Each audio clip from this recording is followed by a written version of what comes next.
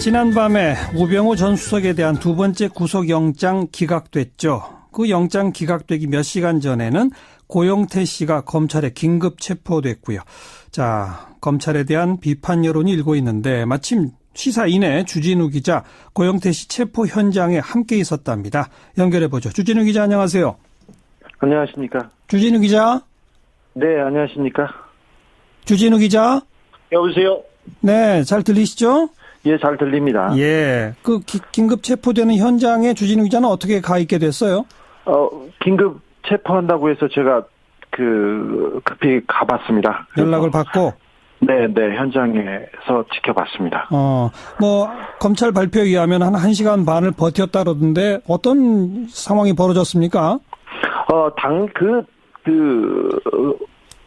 고영태 씨가 고영태 씨 집이 아니고요. 고영태 씨 여자친구 어머니의 집입니다. 아하. 근데 사실 신변의 위협을 느껴서 여러 거처를 옮겼습니다. 그래서 예. 여자친구하고 살고 있는 집에 언론사에서 찾아오거나 이상한 사람들이 찾아오면 이렇게 거처를 옮겨 다녔는데, 예. 누가 밖에서 외부에서 사람들이 와서 찾으면 항상 이렇게 가만히 있었대요. 문을 열어주지 않고. 예. 그래서 처음에 사람들이 와서 검찰에서 온지 모르고, 네.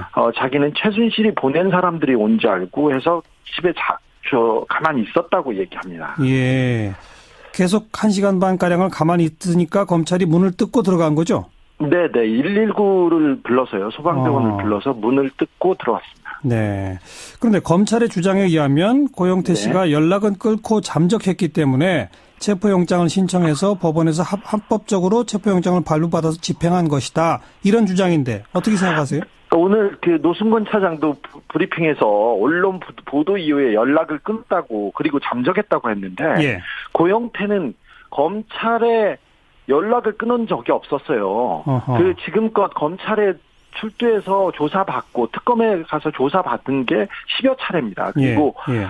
매번 일요일에도 갔었고요. 명절 때도 통화를 해보면 검찰청에 있었던 경우가 많았어요. 예. 언론 보도가 나와서 연락을 끊었다고 했는데, 예. 고영태 씨가 금요일 날도 검찰하고 통화를 했어요. 지난 금요일 날. 예. 그리고 그런데 자기가 경찰에서 무혐의 받은 사건을 가지고 자꾸 검찰에서 오라고 한다. 이걸 어떻게 해야 되냐고 저하고 상의를 해서요. 제가 변호사하고 이런 문제는 상의해봐야 된다고 해서 변호사하고 금요일 날 저녁에 만나서 고영태가 좀 상의를 했고요. 그 다음에 월요일 날 고영태 변호사가 검찰청에 전화를 해서 검사와 통화를 했어요. 그래서 길을 잡아주면 고영태가 출두하겠다 이렇게 얘기했는데, 검찰에서는 연락을 끊었다는데 금요일 날 오후하고 토요일 날 전화를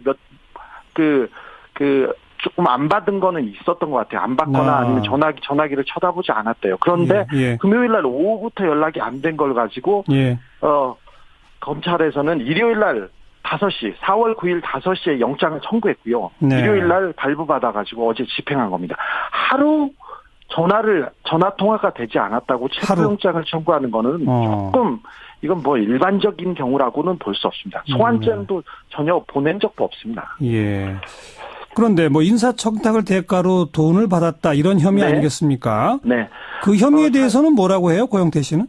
사실 고영태 씨에 대한 인사청탁에 대한 혐의는 검찰에서 이 최순실 게이트가 불거졌을 때부터 계속 나오던 얘기였어요. 예. 그래서 검찰에서 굉장히 이잡듯이 뒤졌습니다. 네. 근데 그때 영장을 청구하지 못했고요. 특검에서도 이 부분에 대해서 다시 쳐다봤습니다. 왜 그러냐면 검찰에서 초기에 수사를 고영태의 비리에 대해서 너무 많이 수사를 해가지고 굉장한 줄 알고 특검에서도 들어갔는데 혐의를 입증하기 어렵다고, 이게 볼 수 없다고 해서 영장을 청구하지 않은 걸로 저는 파악하고 있습니다. 고영태가 예뻐서 검찰에서 봐준 것이 아니었는데, 그런데 최근 들어서 지난주부터 굉장히 계속해서 언론에서 언론에 검찰이 언론 플레이를 하면서 고영태를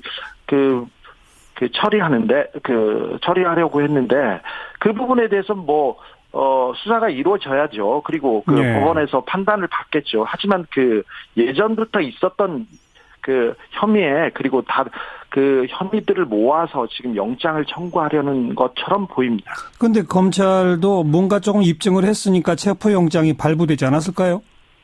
네, 그러리라고 생각되는데 이 부분에 대해서 그 체포영장을 청구한 그 크게 세 가지 혐의인데 하나는 인천 세관장 인사에 대한 그 뇌물 혐의고요. 예. 하나는 고영태가 사기를 쳤다고 한 부분인데 이 부분은 경찰에서 2월에 불기소 의견으로 검찰에 송치됐습니다. 예. 하나는 마사회법 위반 혐의라는데 이 부분에 대해서는 조사가 이루어져야 되겠죠. 예. 그런데 최순실 게이트를 좀 계속 취재하고 있는 기자 입장으로 보면 우병우 수사나 최순실 수사에 비해서 굉장히 고영태 수사에 대해서는 노력을 열심히 하고 있다. 노력을 기울인다. 이런 부분이 조금 보입니다. 그러니까 상대적으로 고영태 수사가 너무 힘이 많이 가 있다. 네, 그렇습니다. 그런데 굳이 이렇게 검찰이 체포까지 해서 또 구속영장 곧 청구할 것으로 보이는데 그러려는 이유가 뭐라고 생각하세요? 사실 그 특검이 끝난 이후에 검찰로 공이 넘어왔을 때 우병우 전 민정수석 수사, 그다음에 최순실 은닉재산 수사, 그리고 SK 롯데의 뇌물 혐의 수사 이렇게 산적한 과제를 밀어놓고 고영태만 이렇게 잡으려고 하는 이유가 기본적으로 고영태가 가지고 있는 신뢰도에 조금 흠집을 내고 싶은 생각이 있는 것 같아요. 최순실 게이트를 처음에 제보한 장본인이라고 볼 수도 있는데요. 고영태에 대한 비위나 돈 부분에 대해서는 너무 검찰에서 너무 굉장한 노력을 다했어요. 그런데 잠깐만요. 여기서 모순이 보입니다. 주진우 기자 주장대로라면 검찰은 고영태의 신뢰도에 흠집을 내려는 의도다라고 지금 말씀하셨잖아요. 그런데 검찰은 정작 최순실 등등을 다 구속해서 재판을 지금 이제 기소해서 재판을 하고 있는 상태 아닙니까? 그런데 자기들이 구속해서 유죄 판결을 받아야 할 사람들을 고발한 고영태의 신뢰도에 흠집이 가면 검찰한테도 안 좋은 거 아닙니까? 그렇죠. 그런데 제가 판단하고 제가 지금 제 의견입니다, 여기는. 근데 최순실 국정농단 수사할 때 검찰이 이 국정농단 수사를 열심히 하지 않았어요. 그리고 청와대나 검찰의 비호 세력, 국정농단 비호 세력, 방조 세력에 대해서도 수사하지 않았습니다. 근데 그 부분에 대해서 수사하는 것보다 고영태를 수사를 많이 하면서 고영태가 한 얘기가 지금껏 제보했던 내용들을 조금 신빙성이 떨어지면 농단 세력 그리고 비호 세력이 아마 입지가 좀 재판 과정에서 입지가 조금 넓어지지 않을까 그런 생각을 해봅니다. 아직도 국정농단의 비호 세력이 검찰에서는 아주 중요한 위치에 있다고 저는 보고 있습니다. 검찰 고위직들. 네, 검찰 고위직이 특별히 지금 박근혜 대통령 최근까지 수사하는 수사팀 그리고 우병우를 수사했던 수사팀은 완벽하게 우병우 라인이라고 불릴 만한 사람들이 그 수뇌부에 있고요. 그렇죠. 당사자로 그대로 있습니다. 알겠습니다.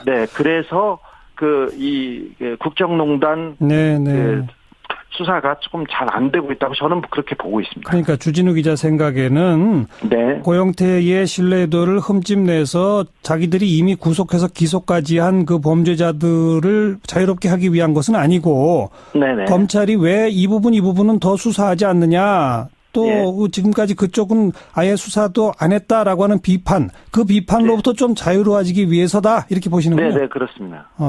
자유로워질 수 있을까요? 그래서? 아니 그렇지는 않겠죠. 그런데 최순실의 국정농단, 박근혜 대통령의 국정농단이 이렇게 밝혀지고 드러나고 있는데 그 비호했던 세력이 검찰에서는 사법기관에서는 그대로 자리에 있는 것 자체가 반성조차 안 하는 자체가 조금 안타까울 따름이죠. 알겠습니다. 여기까지. 사실 우병우 민정수석 구속영장은 거의 기각될 걸로 예측했었다. 다 예측했습니다. 알겠습니다. 알겠습니다. 시사인 주진우 기자의 생각이었습니다.